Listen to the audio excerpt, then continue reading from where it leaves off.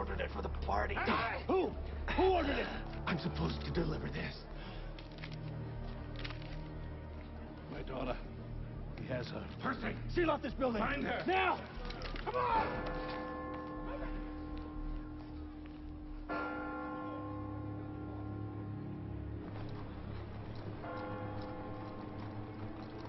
Challenge the brilliant detective mind of Edgar Allan Poe, a game of wits with Emily's life in the balance.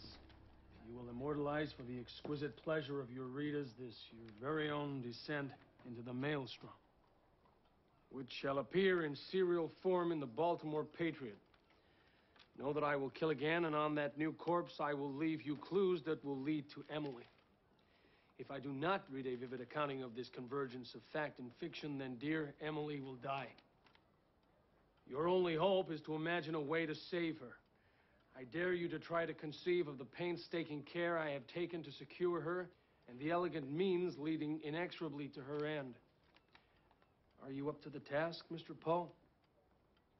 Are you even capable of imagining the means to save your beloved's life?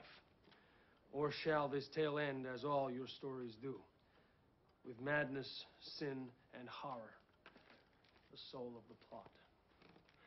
Your men are right. I've killed her. We must assume Miss Hamilton is still alive. Why must we assume that? Because it's more convenient to do so? Why am I to blame?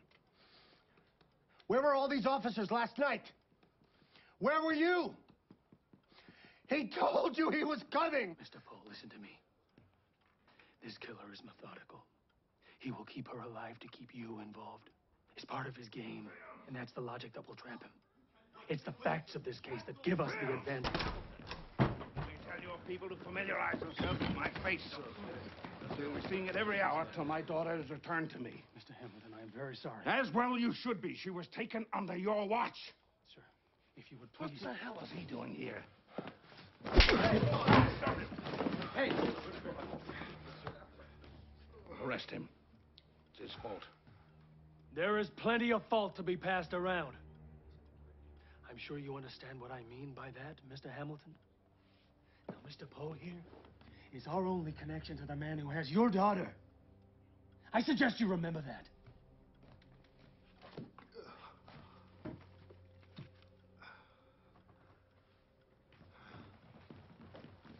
Out of the way.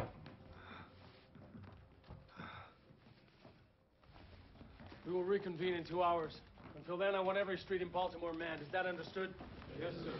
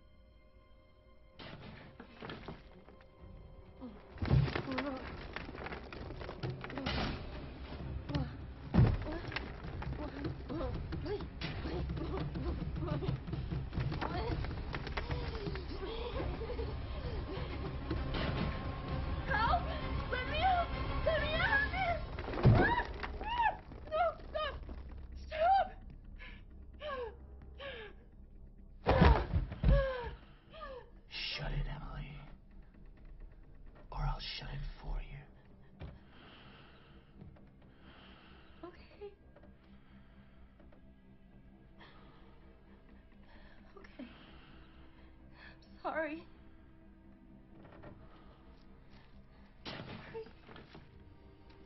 The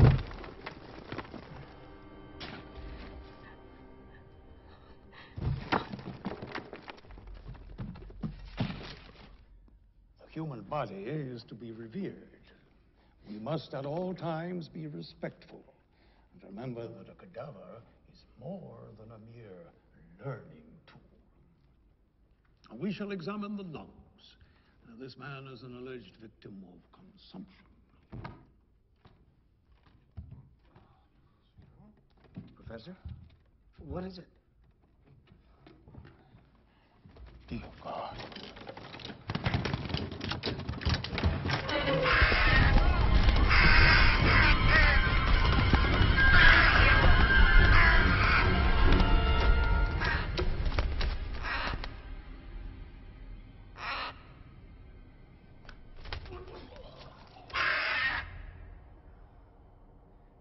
be a prostitute the way she's painted up.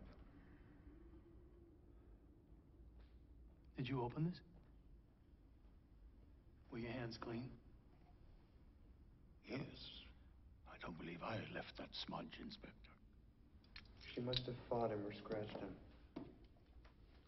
She didn't fight him. But there are no wounds on her wrist. It can't be her blood, Inspector. You came at her from behind. Strangled. Another of your stories? Mr. Poe, I asked, is this another of your stories? The mystery of Marie Rocher. Say a knot. It's a bowline knot, to be exact. Just as it was in the story. All right. Then what of it? Who was she? She was a girl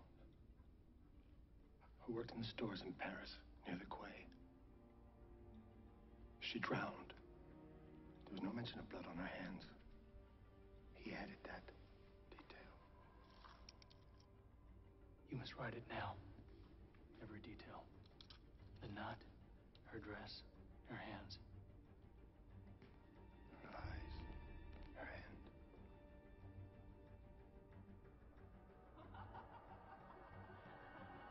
Her smile pretended nothing. Her innocence was the first part of her soul to die. And while it happened, he stood still, watching to fully enjoy the dreadful metamorphosis from a life full of hope to a death without purpose.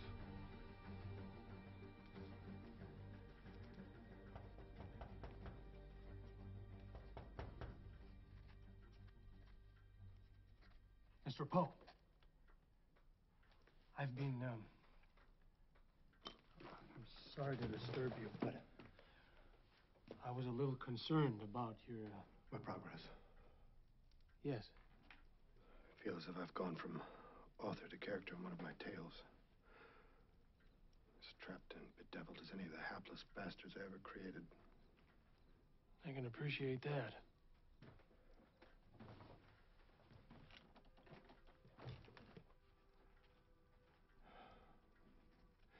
Regardless of what you think of me, Fields, I am a master of my art. And I will not fail her. I know that.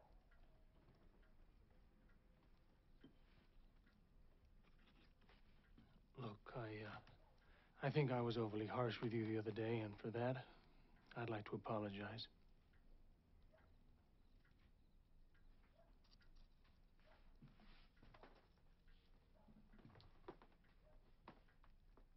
My wife was singing at the piano when she first coughed up blood. I prepared myself for the worst, but Virginia seemed to recover. And foolishly, I succumbed to hope. But by year's end, the blood came again. And again. Great effusions of blood. Raging fevers, her sheets spattered with crimson, drenched with sweat. I often thought I could hear the sound of darkness as it stole across the horizon, rushing towards me. But here I was overwhelmed by a sorrow so poignant. When she finally died, I felt in all candor a great release. But it was soon supplanted by the return of that dark and morbid melancholy that has followed me like a black dog all my life. Until I met Emily.